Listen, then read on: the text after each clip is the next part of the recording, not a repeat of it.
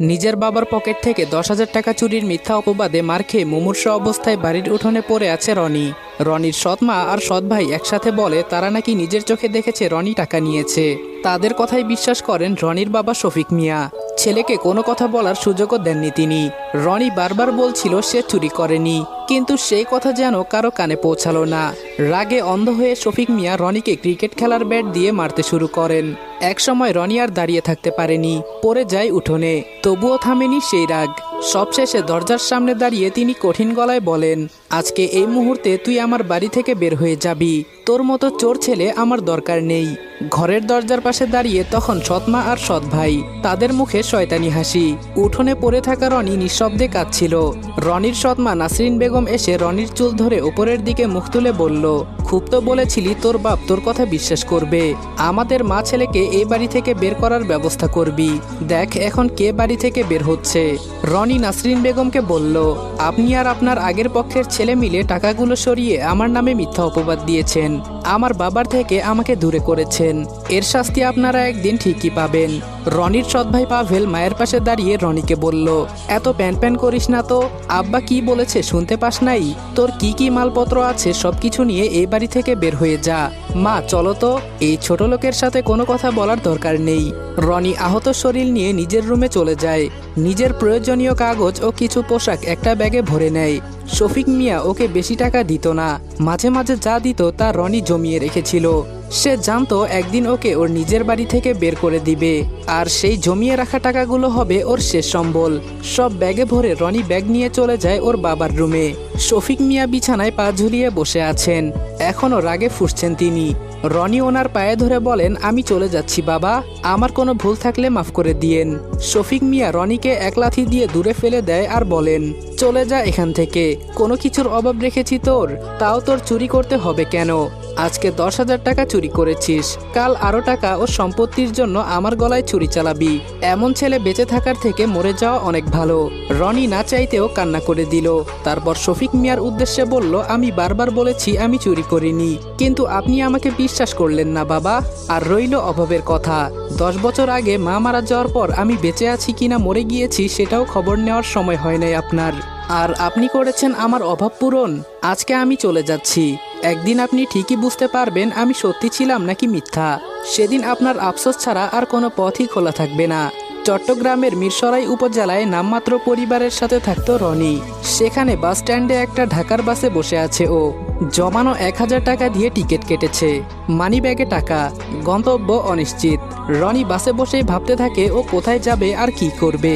এতদিন লাথি উষ্টা খেয়ে থাকলেও মাথা গোজার মতো একটা জায়গা তো ছিল, তবে আজকে তাও নেই। রনি যখন নিজের জীবন নিয়ে দুশ্চিন্তা করছে তখন ওর পাশের সিটে বসে ওর বয়সী একটা ছেলে।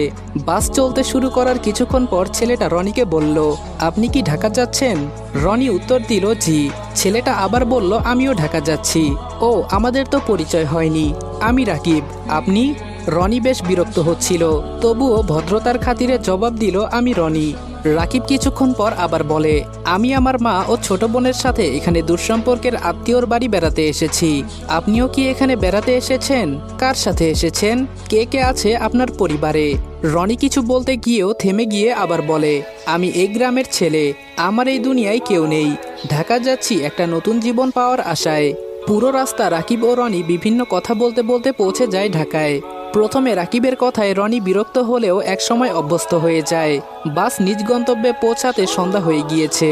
রাকিব তার মা ও ছোট বোনকে নিয়ে ভিড়ের মাঝে হারিয়ে যায়। ঢাকা শহরে ভিড়ের মাঝেও কেউ কেউ ভীষণ একা থাকে, রনিও তাদের মধ্যে একজন। রাতটাও কাটিয়েছিল বাস টার্মিনালের এক কোণে, মাথার নিচে ব্যাগ, চোখে ঘুম নেই। শুধু একটাই প্রশ্ন, এখন আমি কোথায় যাব? ও জানে কেউ ওকে খুঁজছে না, কেউ অপেক্ষা করছে না। এই বিশাল শহরে সে যেন সম্পূর্ণ অচেনা, অপ্রয়োজনীয় এক মানুষ। ভোরের আলো ফুটতেই রনি উঠে দাঁড়ায়।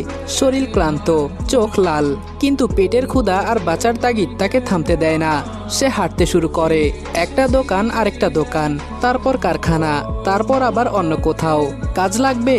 প্রতিবারই একই প্রশ্ন। আর প্রতিবার একই উত্তর, কোনো লোক লাগবে না। দুপুর গড়িয়ে বিকেল হয়ে যায়, পায়ের শক্তি যেন শেষ হয়ে আসছে, পেটের ভেতরটা জ্বলে যাচ্ছে ক্ষুধায়, তবুও সে থামে না, কারণ থামার মতো কোনো জায়গা নেই তার। অবশেষে এক ছোট্ট হোটেলের সামনে দাঁড়িয়ে আবার জিজ্ঞেস করে, ভাই কোনো কাজ হবে?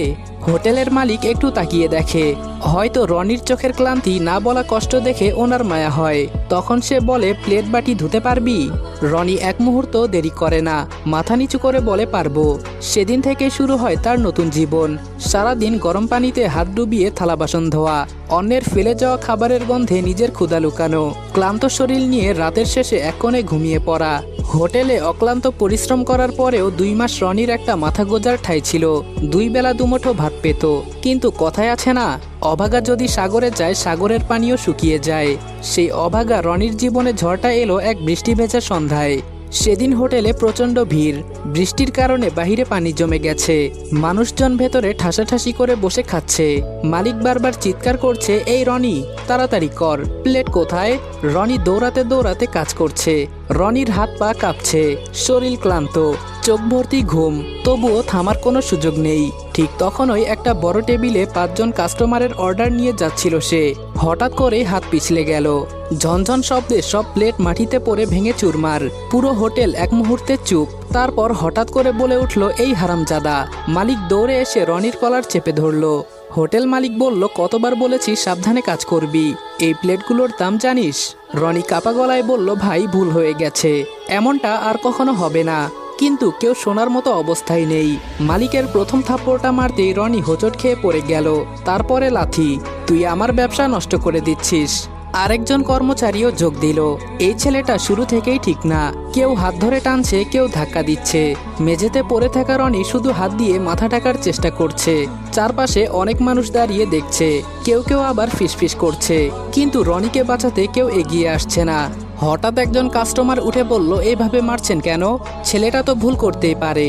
কিন্তু মালিক রেগে গিয়ে বলল, আপনি আপনার কাজে থাকেন, এটা আমার হোটেল। এরপর আবার রনির দিকে ফিরে বললেন, আজকেই তোর শেষ দিন, এখনই বের হয়ে যা। রনি ধীরে ধীরে উঠে দাঁড়ালো, ঠোঁট ফেটে রক্ত বের হচ্ছে, চোখে পানি জমে আছে। সে কিছু বলতে চাইলেও গলা দিয়ে শব্দ বের হলো না। চুপচাপ রান্নাঘরের কোনায় গিয়ে তার ছোট্ট ব্যাগটা তুলে নিল, ভেতরে শুধু পুরনো কয়েকটা কাপড়। ব্যাগ নিয়ে দরজার কাছে এসে একবার পেছনে তাকালো, বাহিরে তখনও বৃষ্টি পড়ছে। রনি দরজা পেরিয়ে রাস্তায় দাঁড়ালো, আশেপাশে তার কেউ নেই, কোনো কিছুই নেই, শুধু অন্ধকার আর বৃষ্টির শব্দ। তার মাথার উপর আর কোনো ছাদ নেই। ধীরে ধীরে হাঁটা শুরু করলো সে, কোথায় যাবে সে নিজেও জানে না। শুধু একটা কথাই তার মনে ঘুরছে, আমার জন্য কি কোথাও একটু জায়গা নেই? তো এভরিওয়ান, গল্পের পরবর্তী পার্ট পেতে এই ভিডিওতে বেশি থেকে বেশি কপি লিঙ্ক করে দাও। আর গল্পটা কেমন লেগেছে এটা অবশ্যই কমেন্ট করে জানাতে ভুলবা না।